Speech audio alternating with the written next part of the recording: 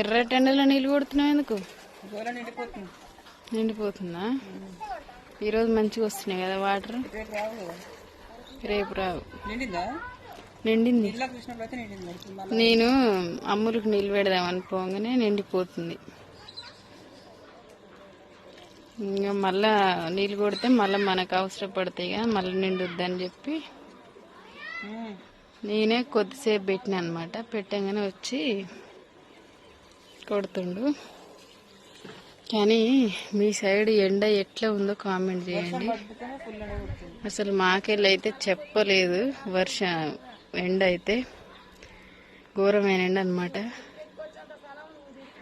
అయ్యో ఇదంతా నీళ్ళు కొట్టాలి. ఇప్పుడే స్టార్ట్ చేసినాం.